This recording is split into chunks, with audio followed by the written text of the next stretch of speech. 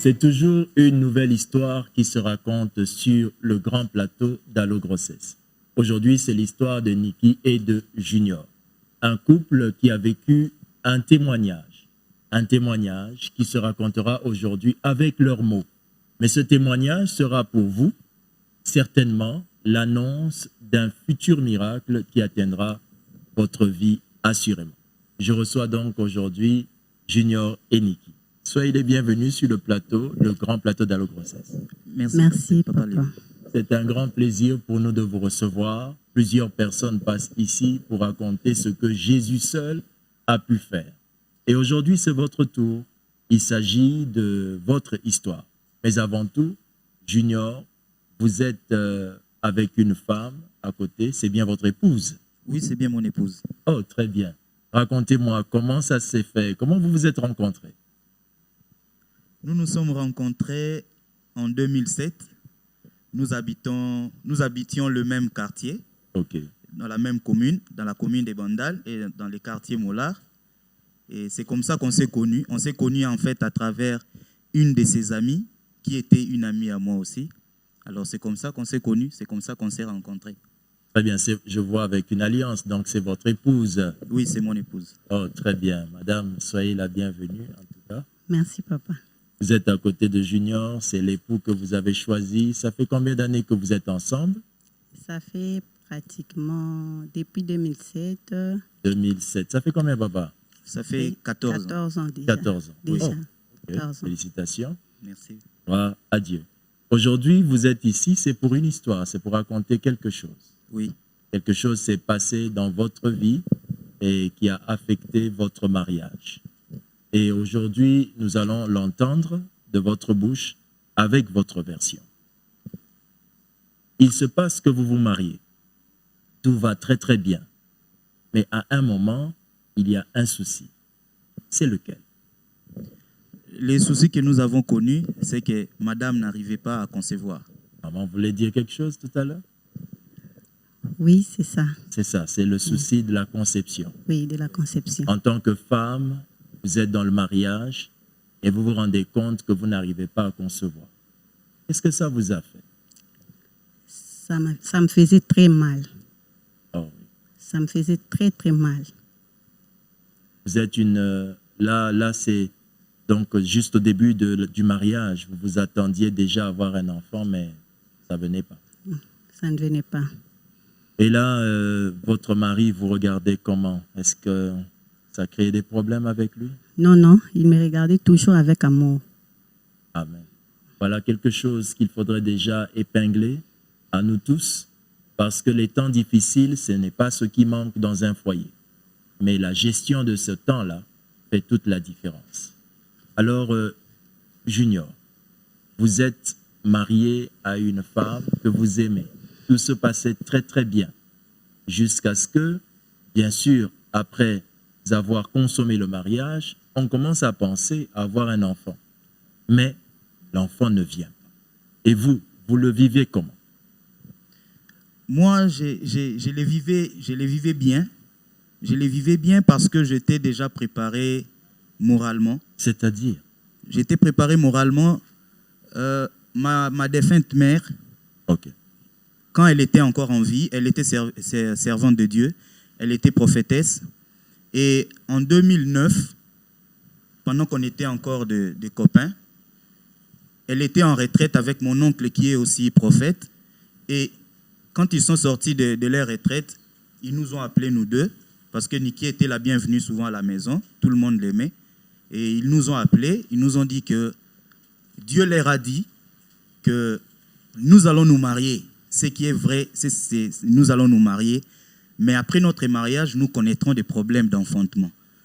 Que madame aura des problèmes pour concevoir, mais Dieu nous fera grâce, elle finira par concevoir et elle enfantera des enfants.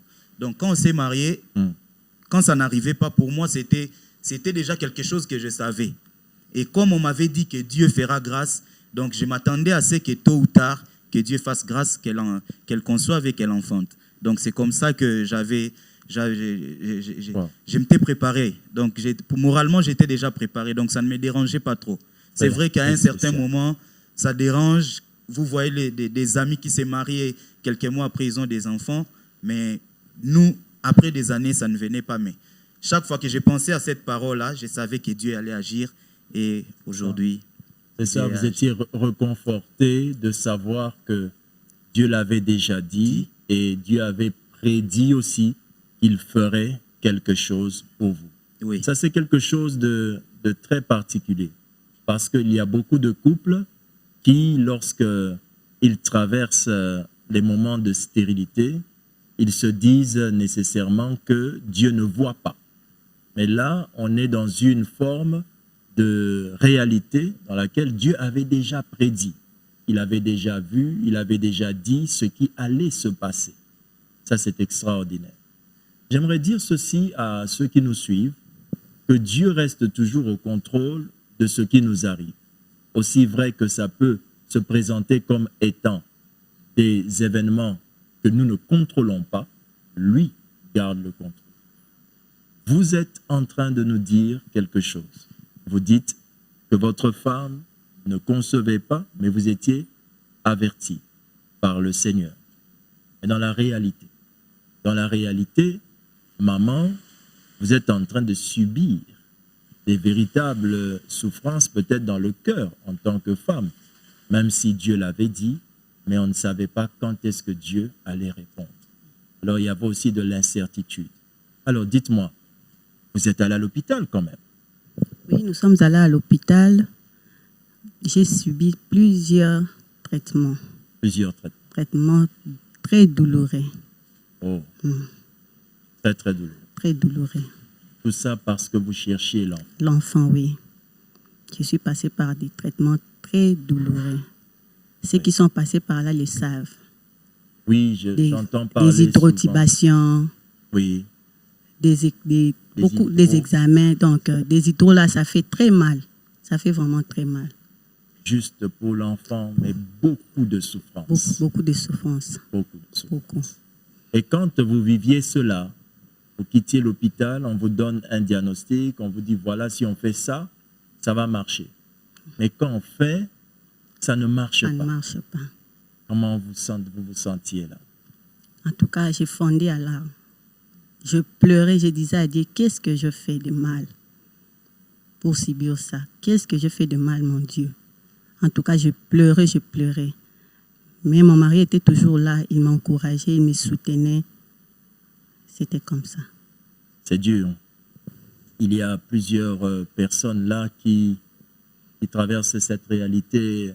Je crois même peut-être qu'aujourd'hui, il y a quelqu'un qui a quitté l'hôpital et est rentré chez elle ou chez lui avec un diagnostic très négatif, un mauvais tableau, comme on dit, présentant peut-être l'impossibilité d'avoir des enfants.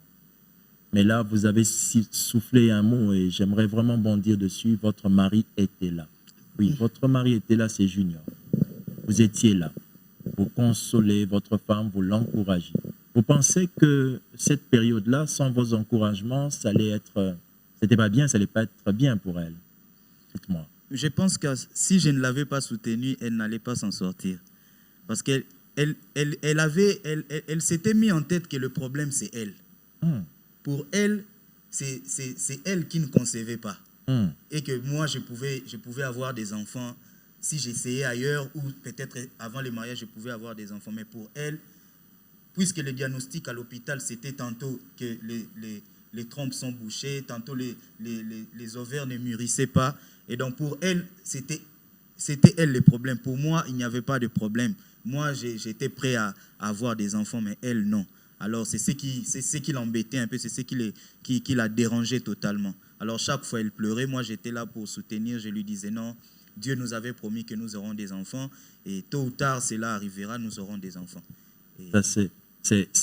Son inquiétude est soutenue quand même, parce qu'il y a beaucoup de couples aujourd'hui, lorsque la femme ne donne pas, ils stigmatisent, ils se disent que c'est madame, c'est la femme qui n'enfante pas, et pourtant l'enfant, ça se fait par deux personnes. Oui. Et donc, quand on traverse cette période-là, c'est le problème des deux personnes. Et vous avez dit quelque chose de très important, qu'elle s'était dit que c'était elle le problème, vous pouviez peut-être avoir des enfants ailleurs. Donc, déjà là, je sens que dans la tête de maman, il y avait déjà cette peur, genre que peut-être on pouvait vous conseiller d'aller trouver une autre femme pour avoir un enfant dehors. C'est un peu ça, maman. Vous ne craignez pas ça, j'espère. Non. Gloire à Dieu. D'où l'avantage de se marier dans le Seigneur. Alors, je bénis Dieu pour cette grâce que vous aviez eue d'avoir un homme proche de vous qui vous a accompagné. Et ça, c'est quelque chose d'excellent. Mais maintenant, au niveau de votre entourage, la famille ou les amis, y avait-il des pressions que vous avez rencontrées? Bon, au niveau de la famille, il y a la pression comme telle, il n'y en avait pas. Oh. Au contraire, nous étions soutenus par la famille, ma belle famille, bien qu'il y a les autres qui les disaient sous forme de blagues, oui. Mais les messages étaient quand même passés. C'est la famille africaine. Hein? Nous, on se marie, on veut, comme on dit, à bota chez nous. Oui. Donc, qu'il y ait des enfants, que l'on se multiplie. Donc, c'est normal que ça parle un peu. C'est souvent un acte d'amour aussi. On s'inquiète, n'est-ce pas, Junior? Oui, effectivement, c'est ça. Il y avait beaucoup d'inquiétudes, surtout au niveau de ma famille. On m'est poussé à aller à l'hôpital, en fait. On m'a demandé, mais est-ce que vous êtes allé voir le médecin? Même si on n'était pas vraiment allé voir le médecin pour ça, mais il y avait des pressions de ces gens-là. Allez voir le médecin. Qu'est-ce que le médecin a dit? Parfois, on était même obligé de mentir. Non, le médecin a dit qu'il n'y a pas de problème, ça viendra. Mais en nous-mêmes, on savait qu'on était allé voir le médecin. Il a dit ça, il a dit ça, il a dit ça. Mais même au niveau des amis, de l'entourage, il y a des gens qui vous disaient, mais comment jusqu'à présent vous n'avez pas d'enfants? Ce n'est pas ta sœur. Ta femme, ce n'est pas ta sœur. Il faut lui faire des enfants. Qu'on lui-même dise enfants. Mais bon, moi, je savais déjà où se situait le problème et je savais que ça allait arriver. Dieu a fait grâce, c'est arrivé. Amen. Mais il y avait beaucoup de pressions. Et certaines pressions venaient de nous-mêmes quand on allait voir, par exemple, des amis. Qui ont des enfants, qui avaient des amis déjà. Ou des membres des familles qui enfantaient. Et ça nous mettait de la pression en nous-mêmes. On se disait, mais pourquoi eux pas, pourquoi pas nous? Et ça nous mettait aussi de la pression. Pourquoi eux, pourquoi pas vous? Mais là, entre-temps, vous continuez à aller à l'hôpital. Oui. Mais maman, est-ce qu'il y a eu une scène qui vous a choqué ou bien un moment où vous vous êtes dit, là, ça ne va pas et il fallait chercher d'autres solutions? Est-ce qu'il y a eu une scène comme ça? Bon, les médecins nous parlaient de quelque chose comme ça. C'est papa qui peut bien l'expliquer. Oui. Le moment le plus difficile, c'était les derniers jours où nous sommes allés voir le médecin. Parce qu'il y a un couple qui a le même problème que nous, qui nous avait recommandé un médecin. Il nous a dit, non, allez voir tel médecin en ville. Lui, en tout cas, il est fort. Le médecin, là, il est fort. C'est un grand gynécologue. Il est reconnu même au niveau international. Alors, nous sommes allés le voir. Nous avons amené nos anciens résultats. Il nous a dit, alors, comme vous avez déjà des résultats, ce n'est plus la peine de passer d'autres examens. On va aller avec ce que vous avez déjà. Alors, nous avons commencé des traitements. Il y a même un traitement qu'il nous avait recommandé. Quand il nous a prescrit, il n'y avait que 2 médicaments. Un médicament, c'était pour moi et un autre, c'était pour maman. Quand nous sommes allés à la pharmacie, nous avons montré l'ordonnance. Les 2 médicaments ont fait $220. On s'est même posé la question si c'était une erreur ou bien c'était ça. Nous avons sillonné toutes les pharmacies, effectivement, c'était ça les prix. Nous avons acheté les médicaments, nous avons pris pendant 1 mois. Ça n'a pas marché, nous sommes allés le voir. Il nous a dit, bon, nous allons changer les formules. On a changé de formule. Il nous a prescrit un autre médicament, mais c'était pour maman. C'était une ampoule qu'il devait prendre, il devait le recevoir pendant 10 jours successifs. Alors, il a pris les 4 premières ampoules. Nous sommes allés le voir. Il a consulté. Il lui a dit que non, le follicule n'ont pas vraiment évolué. Il faut encore continuer. Il a pris 3 autres ampoules. Nous sommes encore allés le voir. Il nous a dit, bon, ça a essayé d'évoluer, mais il faut prendre les 3 dernières pour que ça fasse 10 et que le follicule arrive jusqu'à au moins à 18 mm. Nous sommes allés le voir. Après les 3 ampoules, déjà son visage nous disait déjà que ça n'a pas marché. Il nous a dit, est-ce que vous avez vraiment pris toutes les 10 ampoules? Madame a dit oui. Est-ce que vous avez bien pris ces ampoules-là? Nous, on a dit oui. Il a dit, mais ça n'a pas évolué. Au lieu d'arriver à 18, ça s'est arrêté comme la dernière fois, à 12. Rentrez à la maison, allez essayer. Si ça ne marche pas, revenez me voir. Mais si ça marchait aussi, revenez me voir. Et c'est ces jours-là qui m'avaient vraiment marqué. Nous sommes sortis de l'hôpital avec maman. Elle regardait à droite, moi, je regardais à gauche. Tellement on était déçus. Nous sommes entrés dans la voiture, nous sommes arrivés à la maison. Et quand nous sommes arrivés à la maison, je n'ai pas compris, une certaine force m'a pris. J'ai dit à madame, tu sais ce qui est en train de se passer? C'est Dieu qui est en train de nous faire ça. Il ne veut pas partager sa gloire avec quelqu'un d'autre. Si ça n'a pas marché avec le médecin, c'est parce que Dieu veut que lorsque nous allons témoigner, que nous ne puissions pas dire que ce médecin-là est fort, mais que nous puissions dire que Dieu a agi. C'est Dieu qui a agi dans notre vie. C'est Dieu qui a fait que tu puisses concevoir. Parce que c'était inimaginable. Pour le médecin, ces traitements-là ratent difficilement. Donc, mais avec lui, ça a raté. Une prise de finition. Prise de finition. Donc, quand il nous disait même aller essayer et puis revenez, déjà, à le voir, on sentait déjà qu'il nous disait allez, ça ne va pas marcher, vous allez revenir me voir. Et nous, on s'est dit c'est la dernière fois qu'on mettait nos pieds à l'hôpital pour ces cas-là. Et quand nous sommes partis... Donc là, je vais vous interrompre. Et maman, vous voulez dire? Il nous parlait même des changements de traitement. De changer encore un autre traitement. Oui. Ça rappelle une histoire dans la Bible d'une femme dont la Bible déclare dans le livre de Marc qu'elle avait beaucoup souffert entre les mains des médecins. Nous savons combien l'intelligence médicale a évolué et aide beaucoup de foyers à pouvoir trouver des grandes solutions. Mais il y a des situations, des circonstances qui sont des grandes limites à la connaissance médicale, comme ici. Et là, la famille, le couple décide cette fois-ci de chercher Dieu pour cette situation-là. Alors, vous décidez de chercher Dieu et il y a un événement qui va maintenant vous rapprocher de Dieu. Vous pouvez raconter ça, je crois l'avoir entendu dans votre histoire, l'événement sur un réseau social. Oui, tout a commencé sur Facebook. J'étais sur Facebook, j'étais en train de surfer sur Facebook et puis je tombe sur le logo d'Allo Grossesse. Bon, comme toute personne qui a des problèmes de conception ou d'enfantement, ça m'a intéressé et j'ai cliqué dessus, j'ai commencé à regarder et je suis tombé sur les livres du pasteur Lévy. Et quand j'ai vu les livres, je me suis dit, donc il existe aussi des choses comme ça. Alors j'ai trouvé que c'était vraiment intéressant. Et parmi les personnes qui suivaient le pasteur Lévy sur Facebook, j'ai vu une amie à moi avec qui on a étudié à l'école primaire. Et je l'ai intéressé, je lui ai dit, mais j'étais sur Facebook, j'ai vu que tu suivais aussi un pasteur qui traite des problèmes de grossesse. Explique-moi un peu c'est quoi. Il m'a dit, non, nous avons une église, notre pasteur, c'est son ministère en fait. Son ministère, c'est aider les personnes qui n'ont pas d'enfants. Il les guide comment faire pour avoir des enfants, tout ça par la parole de Dieu. Moi, j'ai dit, OK, donne-moi l'adresse de l'église. Il m'a donné l'adresse de l'église. Il m'a donné également le numéro du pasteur. J'ai écrit au pasteur. J'ai écrit d'abord au pasteur sur Facebook. C'est plutôt le pasteur qui m'avait envoyé ses numéros de téléphone. Quand j'ai écrit au pasteur, il m'a envoyé les numéros de téléphone. Et je lui ai fait la promesse que le dimanche, je viendrai avec madame. Le premier dimanche est passé, le deuxième, le troisième. Et à un certain moment, je commençais à me sentir mal. Je me disais, mais comment je devais aller à l'église, dans cette église-là, mais je n'arrive pas à y aller. Donc ça commençait un peu à me déranger, comme si c'était déjà mon église et que je n'y allais pas. Et un dimanche matin, on se réveille, je dis à madame, OK, aujourd'hui, on doit aller à l'église.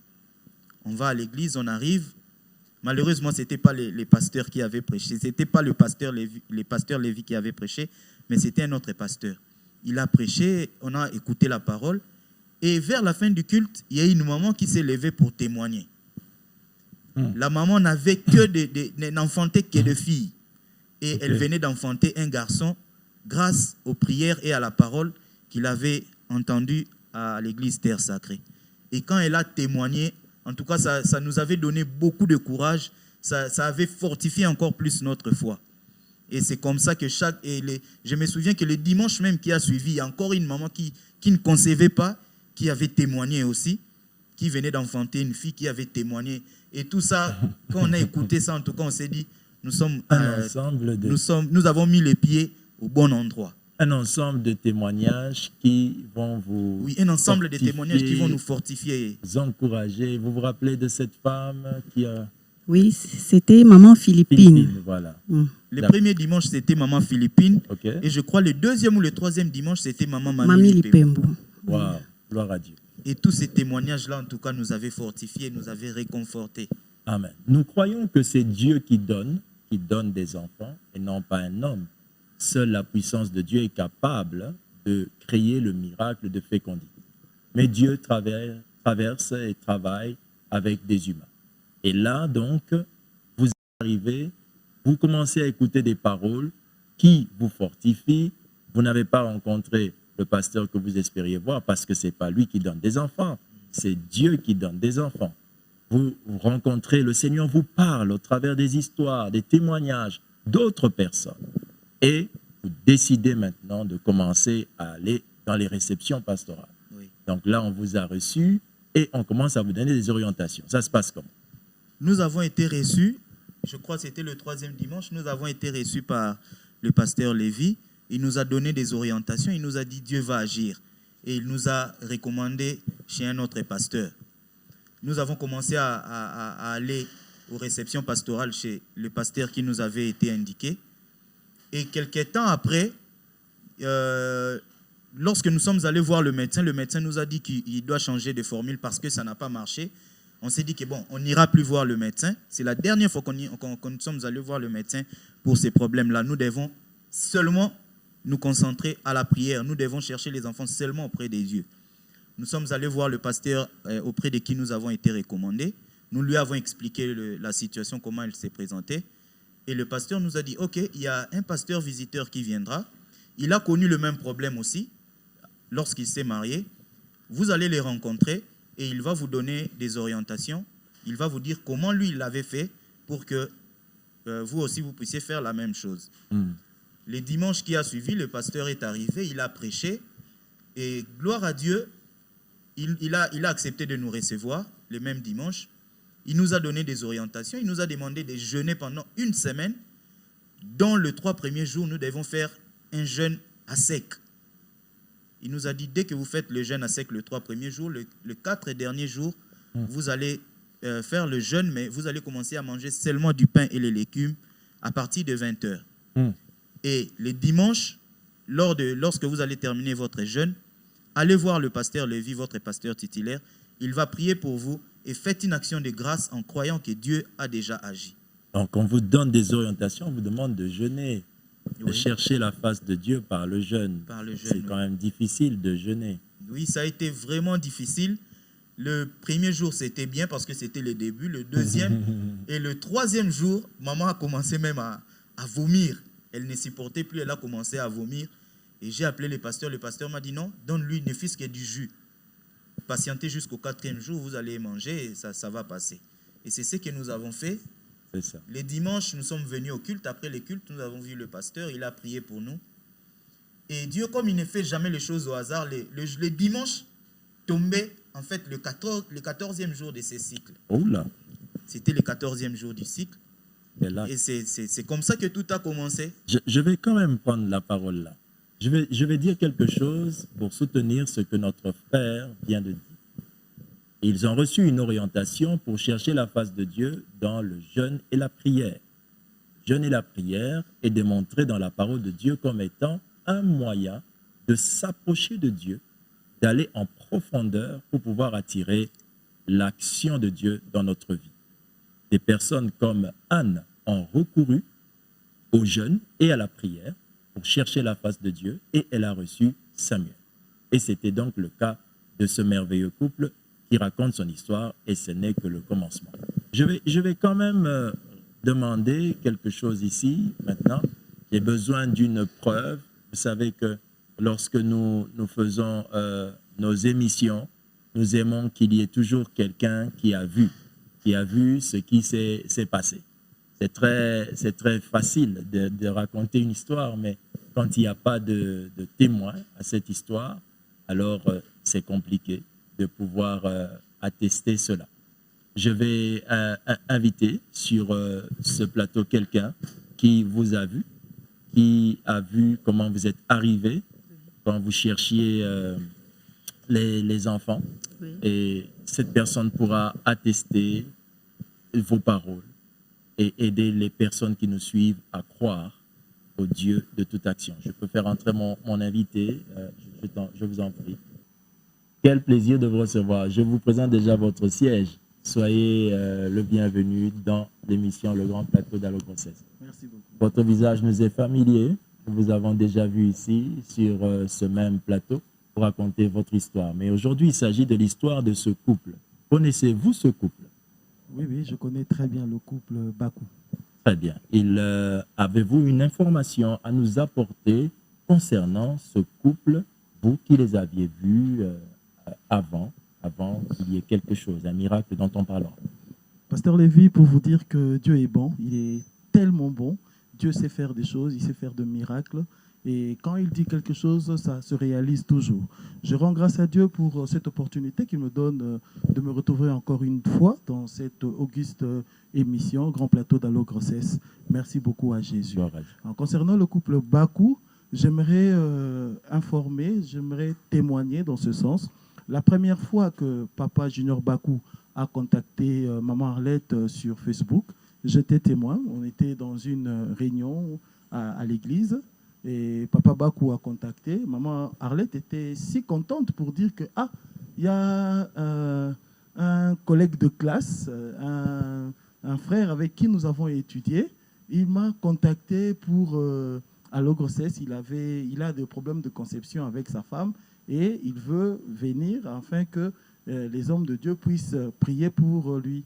En tout cas, pour ça, j'étais témoin. J'étais témoin de ça. Et j'ai vu Papa Junior une fois venir à l'église et Maman Arlette m'a présenté. Non, c'est Junior Bakou. J'ai étudié avec Junior quand on était encore enfant. Il cherchait un miracle, il cherchait des enfants. Oui, il est venu à l'église, pas seulement à l'église, mais il est venu à Dieu. Surtout, il est venu à Dieu pour que Dieu puisse faire un miracle dans son foyer, dans son couple. Ils ont été reçus par des pasteurs, ils ont fait des prières et ils ont jeûné, ils ont cherché la face de Dieu, ils ont fait tout ça. Est-ce que c'était sûr qu'il y aurait un miracle? Bon, vous savez, papa, c'est une histoire de Dieu. C'est une histoire de Dieu quand lui-même, il ne nous le demande pas, mais c'est un ordre quand il dit « multipliez-vous, soyez féconds ». Et quand Papa Junior Bakou était venu, il a été nourri de ce qu'on appelle la foi. La foi en Jésus-Christ, parce que ce n'est pas le pasteur qui donne les enfants, ce n'est pas les jeûnes et prières, mais c'est Jésus par sa volonté. Et Papa Junior Bakou et sa femme avaient cette foi-là, ils croyaient en Jésus, ils savaient qu'un jour, le Seigneur Jésus-Christ va leur donner les enfants. J'aimerais quand même témoigner aussi dans ce sens en disant que quand Maman Arlette avait demandé à Papa Junior de venir à l'église, qu'on allait prier pour lui, elle-même, Maman Arlette, n'avait pas d'enfant. Donc, Maman Arlette nourrissait Papa Junior et sa femme de la foi en Jésus-Christ. Et aujourd'hui, nous rendons grâce à Dieu parce que Papa Junior... On en parle. Okay, merci beaucoup. On en parle parce qu'il s'agit de raconter une histoire et on va... Maintenant, nous sommes effectivement là-dedans. Alors, c'était le 14e jour, ça tombait le 14e jour de maman, et donc une période féconde, mais qui auparavant, c'était plein d'échecs. D'échecs. Et maman, qu'est-ce qui s'est passé? Il s'est passé quelque chose? Après le 14e jour, votre corps a réagi. Qu'est-ce qui s'est passé? Je n'arrivais même pas à gêner. Vous n'arrivez même pas à gêner? Même pas à gêner. J'étais faible, j'avais de faiblesse, je ne comprenais pas.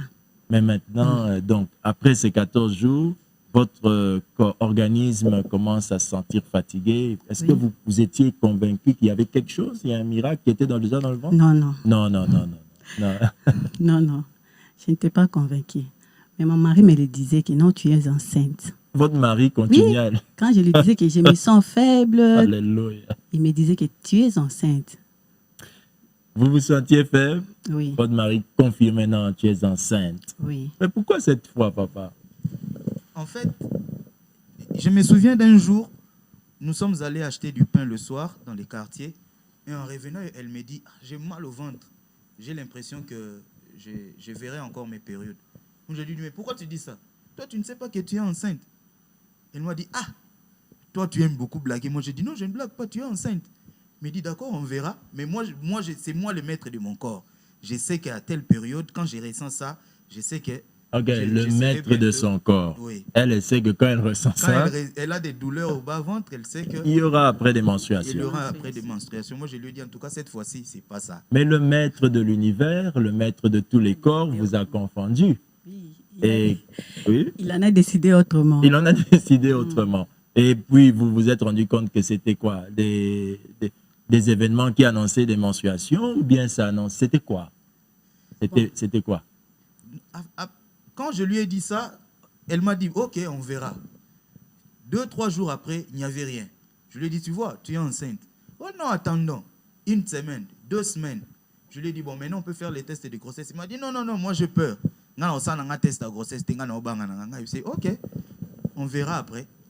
Et moi, je suis allé à la pharmacie, j'ai acheté un test sans qu'elle ne le sache. J'ai fait les tests et j'ai vu qu'elle était... J'ai oublié un détail. Oui, maman, lequel? Je suis allée à l'église à la réception le mardi. Ok. C'était à la réception que je suis que j'étais enceinte.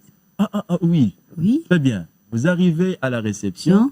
Le pasteur m'a envoyé chez l'infirmière grossesse. L'infirmière d'allo grossesse. On a fait un test. Ok. C'était sorti positif. Exactement. Wow, gloire à Dieu. Ça, c'est une belle histoire.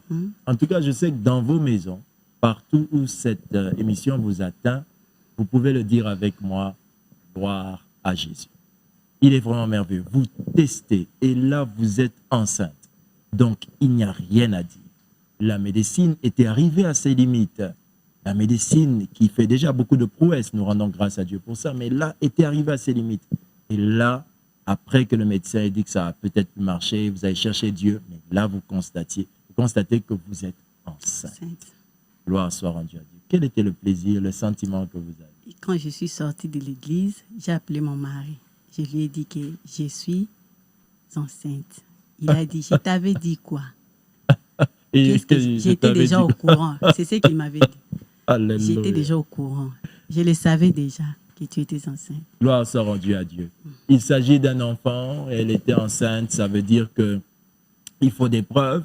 Si vous étiez enceinte d'une histoire, enceinte d'un rêve, ou bien c'est vraiment un enfant? C'est vraiment un enfant? Ben, ok, très bien. Je vais demander à la régie de se préparer. On va vous recevoir pour vous, recevoir pour nous ici les preuves de cette histoire qui, aujourd'hui, est plus une histoire racontée seulement, mais c'est du vécu. Et on va le vivre ensemble. Je vais inviter je vais inviter quelques personnes et vous allez les voir. Nous rendrons grâce à Dieu avec vous. Que Dieu vous bénisse.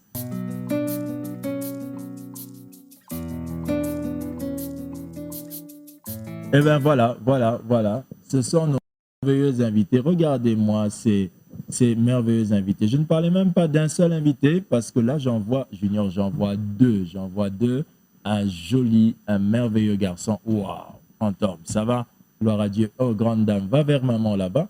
Waouh, que vous êtes jolie. Eh bien, gloire soit rendue à Dieu. Ici, nous sommes face à la preuve de votre foi, le miracle, l'œuvre même de Jésus-Christ. Qui sont ces merveilleux enfants? Elle, c'est Victoria, la fille aînée. Et celui-ci, c'est Godwin, le deuxième. Votre fille aînée et Godwin. Oui. Fantastique, gloire à Dieu. Vous qui n'avez pas d'enfants, aujourd'hui, vous avez deux merveilleux enfants. Maman, le sentiment, quand vous voyez ces enfants, comment vous vous sentez? Je rends grâce à Dieu. Je rends grâce à Dieu. Il est merveilleux. Oh, yeah. Il a changé ma vie, il a changé nos vies. Oui. Il a changé nos identités, surtout nos statuts. Exact. Donc, il a fait de nous des parents les plus heureux du monde. Gloire soit rendue à Dieu. Ça, c'est quelque chose. Et papa, quel est votre sentiment quand vous voyez ces enfants? Quand je le vois, parfois, je me pose la question si ce sont mes enfants, parce que à un moment, ça devenait comme... J'avais l'impression que ça n'allait plus se faire. Ça n'allait plus se faire, mais bon. Quand je me ressaisissais, je me disais, bon, Dieu m'avait promis que ça viendra, donc quand je le vois, je me dis, bon, ce que Dieu avait promis, il a réalisé. Donc, ce sont les Alléluia. choses de Dieu. Quand il promet, il réalise. Alléluia. Donc, je ne m'inquiète pas. Quand je le vois, pour moi, c'est un signe de la présence de Dieu dans ma vie. Donc, quel que soit ce qui m'arrive, je me dis toujours que Dieu finira par changer ma situation, comme il l'a fait avec les enfants. Gloire à Sarah, Dieu à Dieu. Non, mais maman, vous voulez dire quelque chose? Quand je vois ces enfants, j'ai dit aux gens, Bino, ba oyo bolobaka ke Nzambe azalaka te, Oui. boya kotala Victoria na Godwin. Ngai namonaka Nzambe na nzela ya bana oyo. Tant moto aloba ke Dieu n'existe pas, so namoni bana oyo, namona Nzambe na nzela na bango. Amen. C'est ça. Si Dieu n'existe pas pour certaines personnes, la preuve est dans les miracles. Les miracles de Dieu attestent bel et bien l'existence de Dieu. Nous avons aujourd'hui Victoria et Godwin qui sont la preuve que Dieu entend les prières. Qui sont la preuve que vous pouvez traverser des moments de stérilité. Oui, cela peut arriver. Ça arrive à plusieurs d'ailleurs. Mais l'attitude que vous aurez peut tout déterminer. Dieu ne change pas, mais c'est notre approche de Dieu qui change toutes les choses dans notre vie. Et le couple que voici ont décidé de chercher Dieu et ont vu la main de Dieu dans ces merveilleux enfants. Maman, je rends grâce à Dieu et je vous félicite. Nous sommes très contents pour vous. Mais il y a une histoire que j'aimerais qu'on partage quand même. Parce que cette histoire, c'est aussi un grand enseignement pour nous en tant que parents, pour tous ceux qui nous suivent. Vous avez Victoria, née dans votre maison. Et cet enfant a vécu une histoire, quelque chose de particulier, dans lequel vous vous êtes comporté aussi d'une manière particulière. Et ça s'est passé dans l'absence de votre mari. Est-ce que vous pouvez nous raconter ce qui s'est passé? C'était une nuit d'un certain samedi. Oui. Nous sommes... avant de dormir, j'ai appelé mon mari qui était en mission. Oui. Il a parlé aux enfants comme d'habitude. Il m'a demandé de prier pour les enfants avant de dormir. J'ai prié pour les enfants. Nous avons prié et nous sommes endormis. Après 30 minutes, je me suis réveillée. J'ai vu l'enfant en train d'agoniser. Elle avait fait une crise. Ok. Donc, moi, azaki misweke likolo, azaki na ba fulu ebande ko bima mwana na monoko. Oui. Au moment, toute la journée, azaki bien portante, abande ko sakana, elle était normale. Oui. Mais la nuit, moi, na yosala. L'enfant jouait normalement. Normalement, elle jouait normalement, elle courait. Mais la nuit, elle fait une crise. Elle bave et tout ça. Là. Oui. Je me suis levée, j'ai prié, j'ai dit à Dieu, Seigneur, tu as dit, seule ta bénédiction qui enrichit et ne s'en fait suivre d'aucun chagrin. Seigneur, ces enfants, yonde opesa kinga bango. Oyo nazomona eza nini. Seigneur, prends soin de cet enfant. J'ai prié, j'ai prié. Après ça, j'ai réveillé mon beau-père qui dormait à côté. Nous sommes allés à l'hôpital. Comme nous sommes arrivés à l'hôpital, les médecins nous ont dit que l'enfant avait le palu. Avait le palu. De rentrer demain matin pour faire des examens et tout.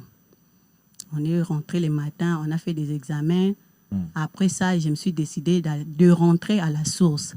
Parce que si une voiture tombe en panne, on l'amène au garage. Oui. Maintenant, cet enfant qui vient de Dieu, oui. J'ai dit à Dieu, je dois amener cet enfant à la source d'où il vient, Je suis allée à l'église le dimanche. J'ai amené l'enfant à l'église et le pasteur a prié pour l'enfant. Dieu a agi, l'enfant a retrouvé. Cette histoire, j'aimerais attirer l'attention sur un élément. Vous êtes entré dans le temple. Je crois que pendant que maintenant que nous parlions, le petit élément est en train de passer et nos téléspectateurs voient ce qui s'est passé. Vous êtes entré à l'église sans respecter le protocole. Vous avez pris votre enfant dans les mains, l'enfant inanimé, vous entrez dans l'église, vous ne respectez pas le protocole. Pourquoi cette attitude-là?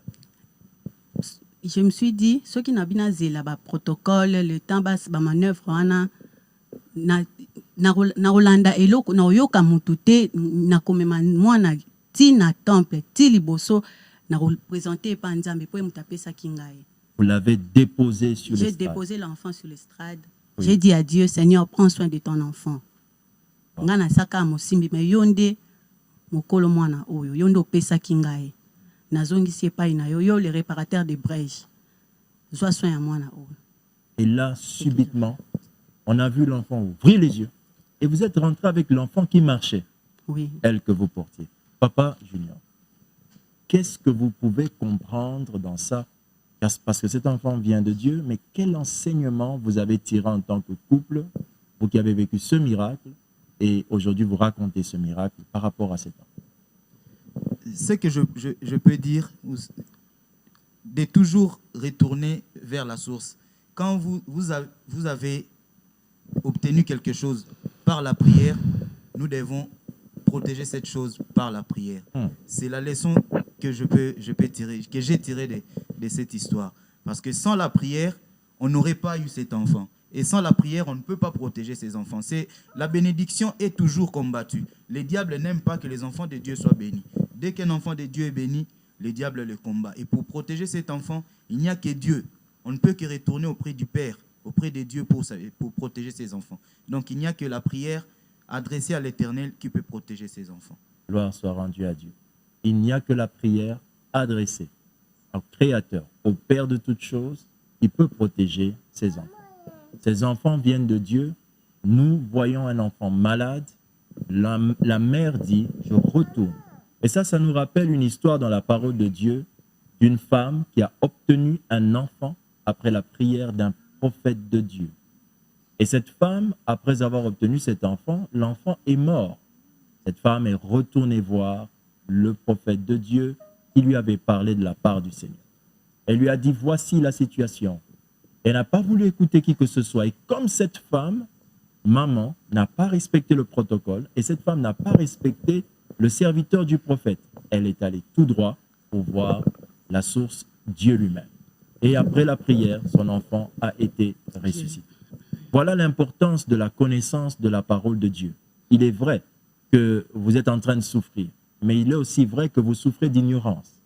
L'ignorance est plus dangereuse, et une maladie plus dangereuse que toute autre chose. Si vous êtes ignorant, vous vous privez vous-même de la possibilité de sortir de votre situation. La parole de Dieu, c'est elle qui nous donne la connaissance suffisante pour nous emmener à la foi.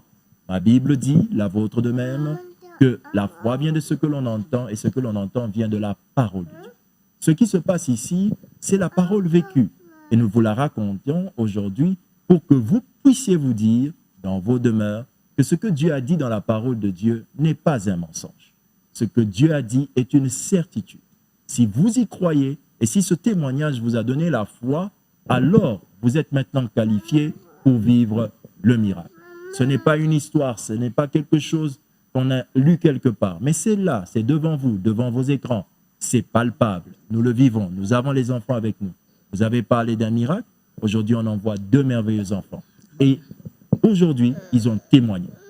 Ce que Dieu vous donne, peut-être vous êtes dans votre demeure, dans votre maison, vous avez vécu un miracle extraordinaire de fécondité et vous avez vécu un miracle de guérison, mais vous n'avez pas connu l'occasion, ou bien vous vous êtes pas donné l'occasion de témoigner. Ce merveilleux son qui pouvait être un dérangement pour certains, pour eux, c'est la preuve que Dieu existe. Vous êtes là et vous avez peut-être vécu un miracle, un témoignage extraordinaire, mais vous ne le racontez pas.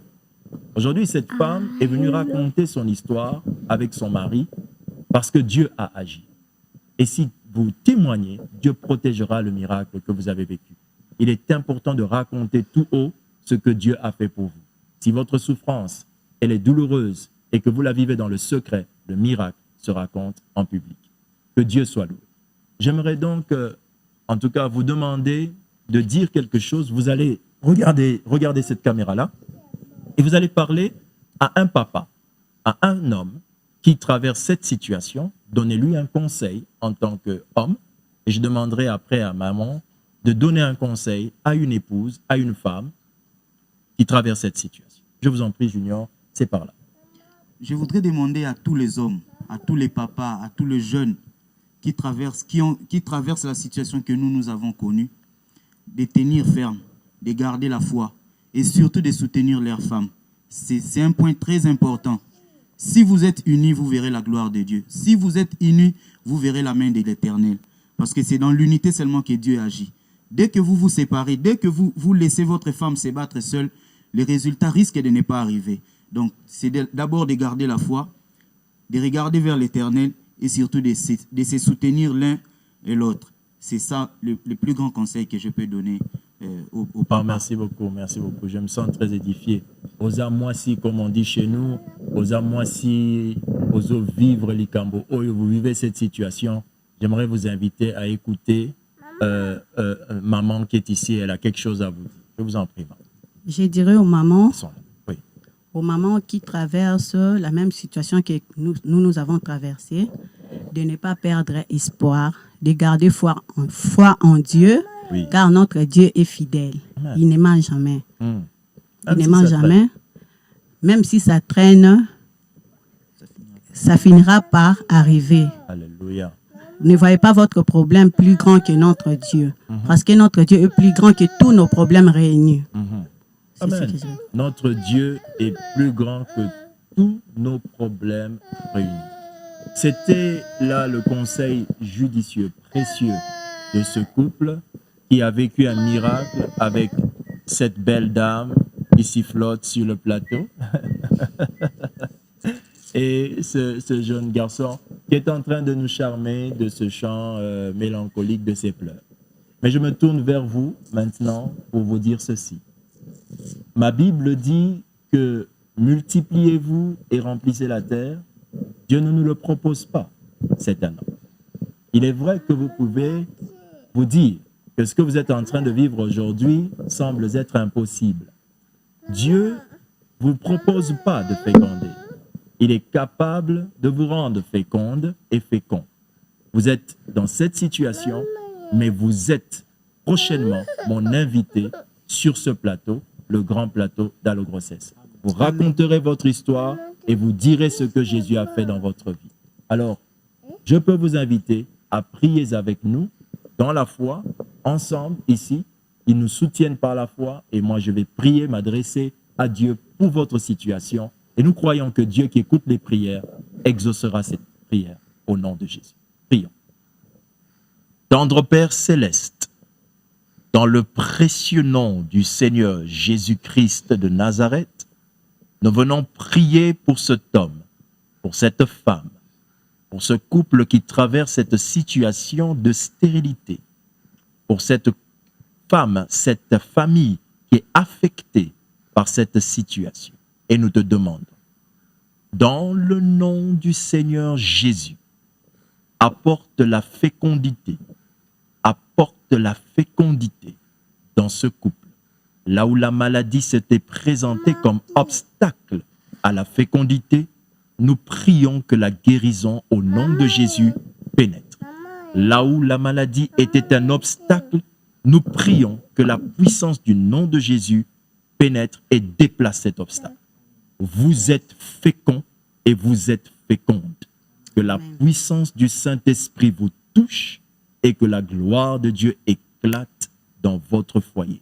Au nom de Jésus, Amen. Amen. Que Dieu vous bénisse.